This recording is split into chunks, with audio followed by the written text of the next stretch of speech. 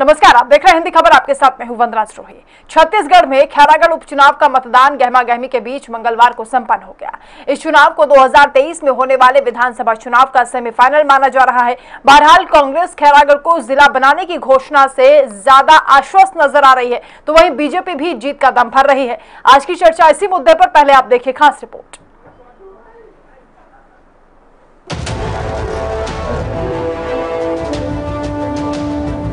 खैरागढ़ उपचुनाव मंगलवार को संपन्न हो गया। निर्वाचन आयोग ने खैरागढ़ विधानसभा क्षेत्र में 291 मतदान केंद्र बनाए थे, जिसमें 77.88% मतदान हुआ।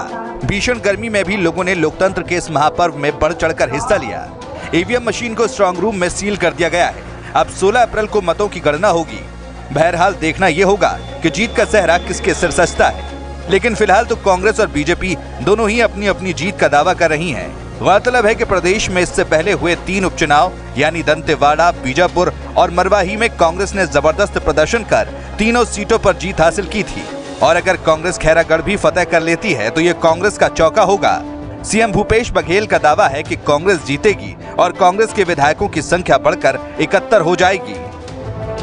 दावा तो सभी करते हैं, लेकिन यदि पिछले समय के देखें, आम चुनाव के समय से उस समय से परसेंटेज कम हुआ है। वहीं पूर्व मुख्यमंत्री डॉक्टर रमन सिंह का दावा है कि पहले दिन से ही भाजपा के पक्ष में माहौल है और मुख्यमंत्री भूपेश बघेल घबरा गए थे, जिसके बाद से उन्होंने घोषणाओं का अंबार लगा दिया। ऐसा पहली बार है कि जब किसी उपचुनाव के लिए कोई घोषणा पत्र जारी किया गया हो। मुख्यमंत्री घबरा गए। घबराने के बाद उन्होंने आनन फानन खैरागढ़ को जिले की घोषणा किया, तहसील बनाने की घोषणा किया, उप तहसील 1 बनाने की घोषणा किया, कॉलेज की घोषणा की। 29 बिंदु पे घोषणा पत्र जारी किया उन्होंने, अकेले एक इलेक्शन के लिए। कभी एक चुनाव के लिए घोषणा पत्र जारी होता है, आज तक नहीं हुआ, पहली बार हुआ। दरअसल अगर खैरागढ़ सीट पर बीजेपी बाजी मारती है तो भाजपा के विधायकों की संख्या बढ़कर 15 हो जाएगी। ऐसे में छत्तीसगढ़ में 2023 विधानसभा चुनाव के लिए इस उपचुनाव को ट्रेलर माना जा रहा है और पिक्चर अभी बाकी है। और जो भी रिजल्ट निकलेगा उस आधार पर आगे की तैयारी की जाएगी और उसी के आधार पर पार्टी अपने आगे की रणनीतियां बनाएंगी। शशिकांत वर्मा के साथ जुल्फिकार अली, हिंदी खबर।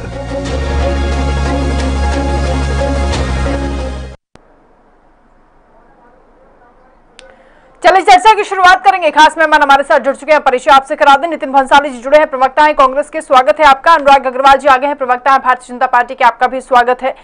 दीपक बुद्धदेव जी जुड़ रहे हैं, वरिष्ठ पत्रकार हैं, आपका भी स्वागत।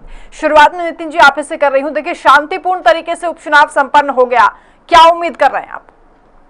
सबसे पहले मतदाताओं का बहुत बहुत आभार। वहाँ पर जो सुरक्षा में जो सुरक्षाकर्मी, पुलिसकर्मी सब लगे थे, उन सबका धन्यवाद दूंगा कि मतदान को सफल बनाने में सभी ने सहयोग किया। मतदाताओं ने 40 डिग्री टेम्परेचर, 78% मतदाताओं ने अपने घर से निकलकर अपने मतदान का प्रयोग किया। ये एक संकेत है, ये साफ संकेत है कि छत्तीसगढ़ की खैरागढ़ विधानसभा की जनता ने, मतदाता ने छत्तीसगढ़ की 3 साल की भूपेश बघेल जी की सरकार के कामों पर अपनी मोहर लगाई है। जब 16 तारीख को ईवीएम खुलेगी, निश्चित तौर पर छत्तीसगढ़ में खैरागढ़ हम सर्वाधिक मतों से, जितनी भी विधानसभाओं के चुनाव के जो नतीजा है उनसे भी सर्वाधिक मतों से खैरागढ़ का चुनाव हम जीतेंगे। देखिए वंदना, इसमें मैं आपको एक बहुत इंपॉर्टेंट बात बताऊं कि खैरागढ़ का जो टोटल मतदान है, टोटल मतदाता है वो 2,11,540 है, जिसमें 1,05,000 महिलाएं हैं। तो हमने हमारा जो एक नारा है, आधी आबादी पूरा हक, तो हमने वहां पर एक महिला प्रत्याशी को उतारा, आधी आबादी को पूरा हक देने की कोशिश की है। और जो हमारी बहन यशोदा बहन जो वहां पे चुनाव लड़ रही है, बहुत ही एक अच्छी छवि की महिला है, ग्रास रूट लेवल पे एक अच्छी कार्यकर्ता है कांग्रेस की और जन सेवा के लिए सदैव तत्पर रहती है। जनता ने काम पर मुहर लगाई है और 16 तारीख को कांग्रेस एक बहुत ठीक है। अनुराग अग्रवाल जी, ये तो पूरी तरह आश्वस्त दिखाई दे रहे हैं और कह रहे हैं कि इस बार चौका लगेगा, क्योंकि पहले जो 3 उपचुनाव हुए उसमें कांग्रेस जीती है। लेकिन रमन सिंह ये कह रहे हैं कि देखिए मुख्यमंत्री बघेल तो पहले से डरे हुए, इसलिए घोषणाओं का अंबार लगा दिया। विकास के काम तो होते ही है ना। देखिए वंदना जी, शायद चुने हुए सरकार में या आज तक के छत्तीसगढ़ के राजनीतिक इतिहास में ये पहली सरकार होगी जिन्होंने एक उपचुनाव के लिए अलग से घोषणा पत्र जारी किया, वो भी तब जब मुश्किल से 1 महीना पहले इन्होंने विधानसभा सत्र में कहा था कि हमने जो 36 जन घोषणा पत्र में घोषणाएं की थी उसमें से 19 पूरे हुए हैं। और घोषणाएं भी कैसी वंदना जी, हम वहां पे कांग्रेस ने घोषणा की कि हम वहां पे सहकारी बैंक खोल देंगे, हम वहां पे SBI के ब्रांच खोल देंगे, हम वहां पे आत्मानंद स्कूल खोल देंगे, हम वहां पे मतलब ऐसी घोषणाएं जो ये सरकार रहते कभी भी पूरे कर सकते थे। मतलब 3.5 साल में इन्होंने कुछ नहीं किया। तो वास्तव में ये घोषणा पत्र पेश नहीं किया था, इन्होंने नाकामी पत्र पेश किया था। अच्छा। और भारतीय जनता पार्टी ने आरोप पत्र पेश किया और आरोप पत्र के साथ साथ 36 बिंदुओं में हमने वहां पे क्या कार्य किए हैं वो भी जनता को हमने बताया पिछले 15 साल में, जिसमें एक मुख्य कार्य था खैरागढ़ की संस्कृति को पूरे देश में पहचान दिलाने के लिए खैरागढ़ महोत्सव चालू करना, जो भारतीय जनता पार्टी के सरकार रहते हर साल चलता था। लेकिन जब से कांग्रेस की सरकार आई है वो खैरागढ़ महोत्सव बंद हो गया है। अच्छा। खैरागढ़ जो है वो नदियों का संगम है, उसके बाद भी सूखा रहता था। तो वहां पे हमने 4 बड़े डैम बनाकर वहां पे पानी लेके आए। वहां पे लगातार 3 महाविद्यालय, ITI, प्राथमिक स्वास्थ्य केंद्र, उप केंद्र, मतलब बहुत सारी चीजें बताई। मैं एक आदरणीय कांग्रेस के प्रवक्ता महोदय से सिर्फ एक बात पूछना चाहता हूं, मुझे 3.5 साल में आपने खैरागढ़ में 10 कौन से काम किए अभी तक ये बता दीजिए। क्या करेंगे उसको छोड़ दीजिए, कौन से 10 काम आप किए हैं जिसके नाते वहां की जनता आपको वोट देगी, ये 10 बात आप मुझे बहुत ज्यादा नहीं पूछ लिया सर, 5 कर दीजिए। 10 काम मैंने ज्यादा पूछ लिया तो 5। अच्छा ठीक है। दीपक बुद्धदेव जी, यहाँ जो टफ फाइट है कांग्रेस बीजेपी के बीच में बताई जा रही है, आपको क्या लगता है? बड़े ही ज्यादा उत्साह के साथ जनता वोट करने के लिए पहुंची, लगभग 78% मतदान यहाँ पर हुआ है, इसके क्या मायने हैं? जी, मतदाता बहुत जागरूक हुआ है जी, बहुत ही ज्यादा जागरूक हुआ है। ये पहला ऐसा उपचुनाव है जो भारी कश्मकश का है और कांग्रेस और भारतीय जनता पार्टी दोनों के लिए नाक का प्रश्न बन गया है। अब यहाँ पर जो हम तो जैसे पत्रकार है, हम तो बिल्कुल निष्पक्ष बोलेंगे जी, कि जो चुनावी जो घोषणाएं होती है वो तो समझे कि वोटर्स को एक जाल में, वोटर्स को फंसाने का एक जाल होता है। तो मतदाता बहुत जागरूक हो गया है, वो घोषणाओं से ज्यादा प्रभावित होता नहीं। लेकिन जहाँ पर प्रश्न जो जिले वाली बनाने वाली बात है, तो निस्संदेह एक बहुत मास्टर स्ट्रोक रहा है कांग्रेस का ये। तो इससे ये चुनाव जो है बहुत ही ज्यादा संवेदनशील भी है और बहुत ही ज्यादा फाइटफुल हो गया है, नेक टू नेक हो गया है जी। अब यहाँ पर जो पिछले जो चुनाव में देवर सिंह यहाँ से जीते थे तो उनको बहुत ही कम वोटों से जीते थे, सालेवाड़ा क्षेत्र से उनको बहुत ही ज्यादा वोट मिले थे वहाँ। और दोनों ही पार्टियों ने इस मसले सालेवाड़ा क्षेत्र में उन्होंने बहुत ही ज्यादा अपना को कॉन्सेंट्रेट किया हुआ है। सालेवाड़ा क्षेत्र जो है नक्सल प्रभावित क्षेत्र है और यहाँ पर जो है वो बहुत कुछ नतीजन जो है इसमें नक्सलाइटों का योगदान बहुत ही ज्यादा रहेगा। वहाँ पे इस समय चुनाव के दौरान माननीय मुख्यमंत्री जी का बयान आना कि हम अपनी नक्सलाइट अगर संविधान पे भरोसा करते हैं तो हमसे बातचीत करने के लिए तैयार हैं, ये बयान देख मायने रखते हैं आप। तो जो सालेवाड़ा क्षेत्र है वो बहुत ही बड़ा अपनी भूमिका निभाएगा और जीत और हार के बारे में कुछ भी नहीं कहा जा सकता। यहाँ तक कि खैरागढ़ की जनता का प्रश्न है, निश्चय बहुत ही खुश है, बहुत ज्यादा उत्साहित है। आज जिला बनेगा, बड़े बड़े कार्यालय यहाँ पर आएंगे, प्रशासन का विकेंद्रीकरण होगा और इसी के साथ साथ में क्या है वहाँ पर आर्थिक दृष्टिकोण से भी देखें तो संपत्तियों के दाम, व्यापार वगैरह सब बढ़ेगा वहाँ पर। तो वहाँ पर ठीक है नितिन बंसाली जी, हाँ ठीक है नितिन बंसाली जी, अब सवाल आपसे सर, ये जो अनुराग जी कह रहे हैं कि 5 आप काम गिना दीजिए अपने, क्योंकि इनका मानना है कि आप लोगों ने 3.5 साल में खैरागढ़ के लिए कुछ नहीं किया, इसलिए लास्ट मोमेंट पर आप लोगों को अलग से घोषणा पत्र जारी करना पड़ा। बिल्कुल नहीं, जो किया उसका लाभ खाली खैरागढ़ को नहीं पूरे प्रदेश को मिला और भारतीय जनता पार्टी के नेताओं को भी मिला। मैं पूछता हूँ बिजली का बिल हाफ आता है कि नहीं आता है अनुराग जी का और बाकी भाजपा के नेताओं का? 2500 रुपए प्रति क्विंटल में डॉक्टर रमन सिंह, अजय चंद्राकर और कई नेता हैं जिनके नाम अभी मैं लूंगा तो काफी टाइम लग जाएगा, आप उतना समय भी नहीं देंगे डिबेट में। ये धान भी बेचते हैं उस रेट पे, पेमेंट भी लेते हैं। तो सारी योजनाओं का मैं तो आपको ये भी बता दूं कि गोधन न्याय योजना से भी भारतीय जनता पार्टी के कार्यकर्ताओं को लाभ पहुंच रहा है। तो देखिए पर्टिकुलर खैरागढ़ नहीं, पूरे प्रदेश में एक माहौल है, पूरे प्रदेश में जो हमने कहा है वो किया है, इस बात का संदेश साफ है। और जिस प्रकार बड़े बड़े नेताओं को, केंद्रीय स्तर के नेताओं को लाकर भारतीय जनता पार्टी ने वहां जमावड़ा किया, शिवराज सिंह चौहान, फग्गन सिंह कुलस्ते, प्रहलाद पटेल, हमने तो किसी को नहीं बुलाया। सारे यही के लोग थे। डॉक्टर रमन सिंह पूर्व मुख्यमंत्री जो है वो कहते हैं मैं खैरागढ़ का पुत्र हूँ, 15 साल सरकार में रहे, इस पुत्र ने क्या काम किया खैरागढ़ के लिए, जरा ये भी पूछ लीजिए। कुछ नहीं किया। अभी चुनाव के समय भी वो पान ठेलों में, पान की दुकानों में खड़े होकर पान खा रहे थे। तो इन्हें खैरागढ़ की कभी 15 वर्षों के खुद के शासन काल में इन्होंने कभी खैरागढ़ की सुध नहीं ली, और आज कहते हैं कि मैं पुत्र था, तो उन्होंने पुत्र धर्म का पालन नहीं किया। हाँ, हमने घोषणा पत्र अलग से जारी किया है, कहा है वो किया है, सीधी सी बात है। तो जो हम कह रहे हैं वो करेंगे। खैरागढ़ हम जीतेंगे भी, खैरागढ़ जिला भी बनेगा, और खैरागढ़ विकास के पथ पर भी अग्रसर होगा। और ये जो है ये युवराज देवव्रत सिंह को एक सच्ची श्रद्धांजलि भी होगी। लेकिन अभी अनुराग अग्रवाल जी भी दिखा रहे हैं आरोप पत्र आपके खिलाफ। आप कह रहे हैं तो बड़ा काम किया, आप अपना काम गिनाइए अनुराग जी।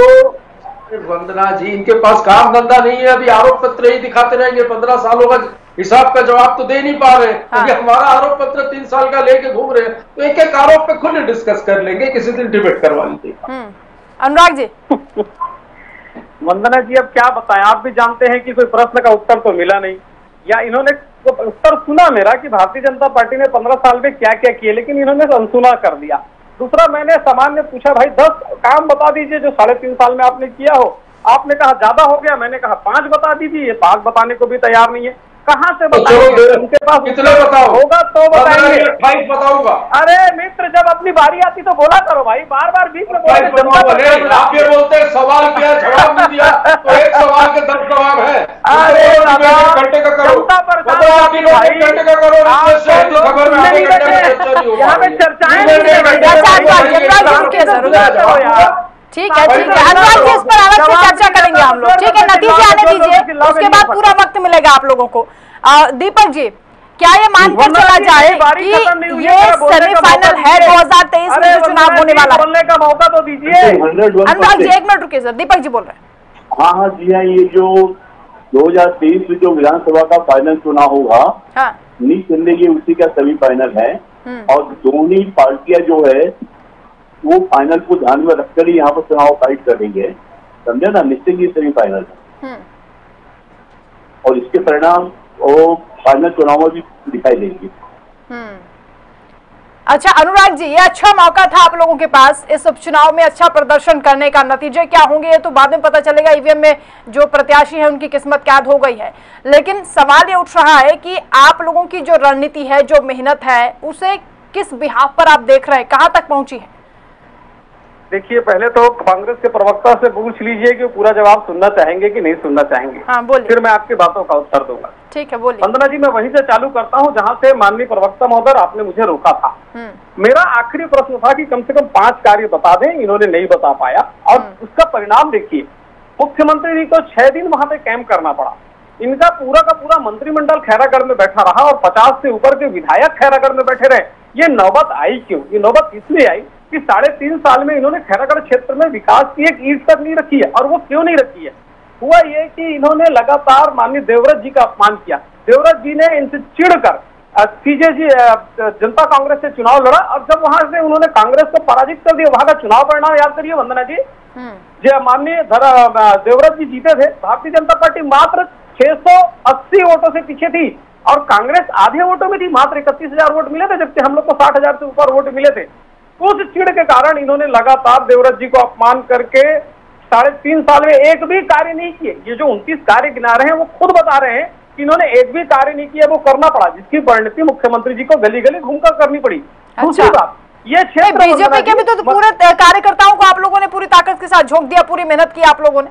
अरे नेताओं को झोंका है ना, तो काम ये तो अच्छी बात है ना भाई। फिर चालू हो गए कांग्रेस के प्रवक्ता। मैं तो कहता हूँ एक बार उनसे पूछ लीजिए। आपका पॉइंट आ गया ना, आपने जो आरोप लगाया उसको देश भर में नेता रहेगा,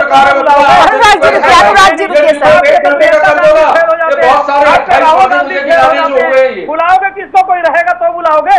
अरे हमारे पास नेता है इसलिए बुलाते। सुनिए भाई, सुनिए, मध्य प्रदेश से लगा हुआ क्षेत्र है, मध्य प्रदेश से लगा हुआ क्षेत्र है वो खैरागढ़। और कि मध्य प्रदेश के लोगों को प्रधानमंत्री आवास मिल रहा है, छत्तीसगढ़ के लोगों को नहीं मिल रहा है। मध्य प्रदेश के लोगों को जल जीवन मिशन का फायदा मिल रहा है, छत्तीसगढ़ के लोगों को नहीं मिल रहा है। बोलो ना भाई, लोगों को नहीं मिल रही है।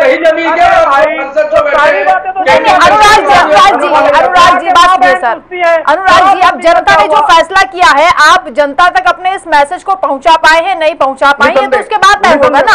अच्छा नितिन भंसाली जी, अब जो ये आरोप लगा रहे हैं उसका जवाब आप दीजिए। अब ये बोलते काम किया कि नहीं किया, तो डिबेट थोड़ी लंबी खींचोगे तो ज्यादा मजा आएगा। भाई धान खरीदा, हाँ तो बता रहा हूँ ना, धान खरीदा 2500 रुपए में, किसानों का वादा किया था, कर्जा माफ किया किसानों का, वनोपज की खरीदी की, आदिवासियों की जमीन वापस की, चिटफंड का पैसा वापस दिलवा रहे, और भी बहुत सारी जमीन वापस कर दिए। अरे सबको तो भैया बस्तर में किया ना, हमने पर्टिकुलर एक विधानसभा नहीं, समानांतर विकास पूरी 90 विधानसभाओं में हुआ, जिसका असर तो देखने को मिल रहा है। 3 उपचुनाव विधानसभा के हार चुके हो, चौथा हार रहे हो, तैयार हो जाओ। परसों मैं 16 तारीख को मैं तैयार हूँ, कि बुला लेना मेरे को। ठीक है देखिए 3.5 साल जो काम किया है सरकार ने, उस काम पर जनता ने कितनी मोहर लगाई है ये भी पता चल जाएगा, और इसीलिए इसको ट्रेलर माना जा रहा है। दीपक जी, ये ना फिर से बोलूंगा। हेलो जी, आवाज मिल रही है सर आपको? हाँ जी भाई, थोड़ा फिर से बोलूं। दीपक जी देखिए, बीजेपी आरोप लगा रही है कि 3.5 साल जनता के साथ कांग्रेस ने छल किया, लेकिन कांग्रेस ये कह रही है कि हमने जितना काम किया उससे पहले जो 3 उपचुनाव हुए जनता ने उस पर मोहर लगा दी, अब ये चौथा चुनाव है, इसमें चौका लगाने वाले हैं, यानी काम किया है, आपको दिख रहा है जमीन पर। जो 3 उपचुनाव थे, हाँ है ना, उसके निशाने में कांग्रेस ने जो चुनाव जीता उसमें सत्ता सिंह पार्टी का बहुत बड़ा योगदान था जी। लेकिन मैंने आपको पहले ही मैंने कहा है कि चौथा जो खैरागढ़ का उपचुनाव छत्तीसगढ़ में होने के लिए जा रहा है, कि पिछले 3 उपचुनाव से बिल्कुल ही अलग है। और जहाँ तक कि 3.5 साल के अंदर में जो कांग्रेस ने विकास किया है, जो योजनाओं को जो अमलीकरण किया है, वो एक जनरल था। स्पेसिफिक अब जो उनका जो मैनिफेस्टो लाना और खैरागढ़ के विकास के लिए जो बात करना, और केवल 1.5 साल के अंदर में मान लीजिए अपन मान के चले कि उनको सबकी घोषणाएं उनको पूरी करना है, ये थोड़ा सा मैंने बहुत उतना विश्वसनीय लगता नहीं है। क्योंकि 3.5 साल के अंदर में भी देखिए तो अभी भी जो 36 वचन कांग्रेस ने दिए थे चुनाव के पहले, वो भी पूरे 100% पूरे नहीं हुए हैं। आपको मजा ये आता कि शराबबंदी भी हो जाती है। ये ऐसा एक डेमो होता है ये चुनाव कि बगैर की शराबबंदी में चुनाव संपन्न होता और उसका एक नतीजन, उसका जो एक मजा या उसका जो एक परिणाम आता वो आपने बहुत ही अच्छा रहता है। लेकिन खैर ये कभी हुआ नहीं, हो सकता है 1.5 साल में माननीय मुख्यमंत्री जी कांग्रेस सरकार शराबबंदी कर रहे, वो दूसरी बात है। लेकिन अब जहाँ तक विकास वाली बात है तो खैरागढ़ का स्पेसिफिक वैसे कुछ विकास हुआ नहीं है। तो जनरली जो योजनाएं या जो घोषणाएं जो हुई है वो छत्तीसगढ़ के लिए हुई है, पूरे खैरागढ़ के लिए ऐसा कुछ नहीं है। लेकिन जिला बनाने की घोषणा तो हुई है ना? हाँ, जिला बनाने की घोषणा हुई है, लेकिन यहाँ पर जो बीजेपी कह रही है, क्या जिला तो वो पहले ही बना सकती थी। और उसको जैसे मान लीजिए थोड़ी देर के लिए, क्या जैसे बीजेपी ने आरोप से ये भी लगाया भी है, क्या ये चुनाव नहीं जीतेंगे, क्या जिला नहीं बनाएंगे, ये भी प्रश्न अपने आप आ रहा है करके।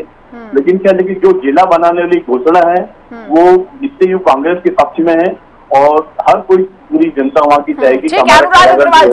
आप लोग आरोप तो बड़ी जल्दी लगा रहे हैं कि इन लोगों ने चुनाव से ठीक पहले ये घोषणा कर दी, लेकिन ये मौका तो आपको भी दिया था जनता ने।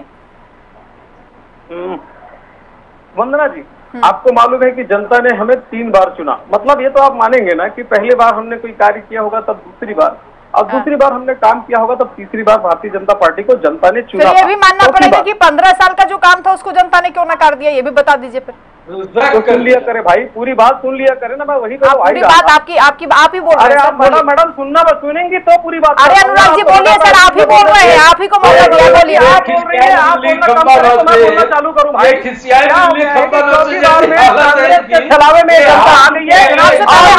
इसलिए इसलिए चुन लिया था।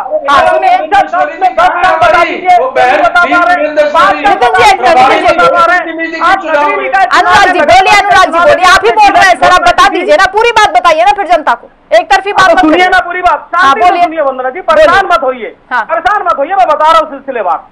3 बार जब जनता ने चुना और चौथी बार कांग्रेस के बहकावे में आके जनता ने उसे वोट दिया, उनको उम्मीद थी जनता को, तभी प्रचंड बहुमत से कांग्रेस को वोट दिया था कि कांग्रेस उनके लिए कुछ अलग करके दिखाएगी। लेकिन 3.5 साल में कांग्रेस कुछ नहीं कर पाई। मैंने स्वयं आपके बार कार्यक्रम चालू होने के पहले पूछा कि 10 नहीं 5 काम बता दीजिए, ये नहीं बता पाई। और जहां तक जिला की बात है, जब नगरीय निकाय चुनाव हुआ था, जब पंचायत चुनाव हुआ था, तब भी कांग्रेस ने घोषणा की थी कि जिला बनेगी। मेरा कहना वही है कि जनता का हक तो आपको देना पड़ेगा, और अब तो आपकी सरकार हारने के बावजूद भी जिला बनाएगी, क्योंकि 1.5 साल बाद खैरागढ़ की जनता को, छत्तीसगढ़ की जनता को मुंह दिखाना है। क्योंकि 4 जगह जहां आपने जिला बनाने की घोषणा की है, वहां में से कई जगह तो आपने सेटअप नहीं लगा रखा है। ठीक है अनुराग जी, अब आपका पॉइंट आ गया सर, अब आपने अपनी बात रखी, अब सवाल सुनिएगा। अनुराग जी अब तो सवाल सुनेंगे सर। आपने कह दिया ये कांग्रेस की मजबूरी है कि उनको जिला बनाना पड़ेगा, आपकी कौन सी मजबूरी थी कि आप लोगों ने नहीं बनाया? मैडम, जब भारतीय जनता पार्टी के हाथ में छत्तीसगढ़ आया हुआ था, अरे उन्हीं से पूछ लो मैडम, वही बोलने से पहले उन्हीं से पूछ लो भाई। लगातार बीच बीच में बोलते रहते, माननीय प्रवक्ता आप ही बोल रहे हैं सर, बोलिए। सवाल का जवाब भाई आप नहीं सुन पा रहे, बड़ी अजीब सी बात है। आप बोलिए कि मैं बोलूं, प्रवक्ता महोदय आदेश करें, आप बोलिए कि मैं बोलूं। नितिन जी एक मिनट, नितिन जी रुकिए सर, सवाल का जवाब आ जाए उसके बाद आप बोलिएगा। बोलिए अनुराग जी। देखिए वंदना जी, जब छत्तीसगढ़ राज्य भारतीय जनता पार्टी के को सेवा का मौका मिला था, तब छत्तीसगढ़ में 17 जिले थे। भारतीय जनता पार्टी के कार्यकाल में 12 नए जिले बने। सिलसिलेवार छत्तीसगढ़ का विकास करना था और एक एक करके हमने विकास किया। यहाँ पे अगर विश्व स्तरीय सारी शैक्षणिक सुविधाएं, चाहे एम्स की बात करें, NIT की बात करें, IIIT की बात करें, IIT की बात करें, नेशनल हिदायतुल्लाह की बात करें, हमने प्रारंभ किया। खैरागढ़ की अगर अनुराग जी ऐसे नहीं चलेगा सर। जब नितिन जी आप बता रहे थे पूरे प्रदेश का विकास किया, तब तो आप हमसे खैरागढ़ का विकास पूछ रहे थे। अब आपसे खैरागढ़ पूछा गया तो आप पूरे प्रदेश की गिनती बता रहे। नितिन जी आप बोलिए। ठीक है अनुराग जी, ठीक है, काफी वक्त मिल गया आपको। नितिन जी आप बोलेंगे, आवाज डाउन कर दीजिए। नितिन जी बोलेंगे। नितिन जी ये थोड़े परेशान है, चुनाव के नतीजे आने से पहले ही मानसिक स्थिति थोड़ी सी इनकी बिगड़ गई है। सभी नेताओं की यही हाल है, इनके नहीं है। देखिए खैरागढ़ काम के आधार पर हमें वोट मिले हैं। जैसा कि मैंने कहा कि 40 की डिग्री में तपती धूप में 78% मतदाताओं ने इस उपचुनाव में मतदान किया है। कांग्रेस के पंजे के निशान पर मुहर लगाई है और 16 तारीख को जीतेंगे। मैं तो ये भी कह देता हूं कि मैं 30,000 ऊपर से वोटों से चुनाव जीतेंगे। चलिए इतना बड़ा दावा भी मैंने आपको कर दिया, इससे ज्यादा क्या करूं। चुनाव जीत रहे हैं और हमारे काम पर मुहर। ठीक है, 16 तारीख को फिर बुलाएंगे सर, आपको बातचीत करेंगे आपसे। दीपक जी तैयार हूं। दीपक जी क्या मायने होंगे अगर बीजेपी ये चुनाव जीतती है या कांग्रेस ये चुनाव जीतती है, दोनों फैक्टर्स? जी नहीं, अगर कांग्रेस ये चुनाव जीतती है, यह माना जाएगा कि उसने जो जिला बनाने का जो मास्टर स्ट्रोक किया है ये उनका सफल हो गया। और बीजेपी ये चुनाव जीतती है तो स्वाभाविक रूप से यह माना जाएगा कि उन्होंने कांग्रेस पर भरोसा नहीं किया। और ये फाइनल चुनाव में भी जो है उसके लिए कांग्रेस को बहुत ही ज्यादा मेहनत करनी पड़ेगी और बीजेपी के लिए एक मार्ग प्रशस्त हो जाएगा। ठीक है, बहुत शुक्रिया आप सभी का हमारे साथ जुड़ने के लिए, चर्चा में शामिल होने के लिए। कुल मिलाकर ईवीएम में जनता ने फैसला कैद कर दिया है। प्रत्याशियों की किस्मत किस तरीके से खुलेगी, किसको आशीर्वाद जनता ने दिया है, ये तो 16 तारीख को ही पता चलेगा जब रिजल्ट सामने आएगा। नमस्कार।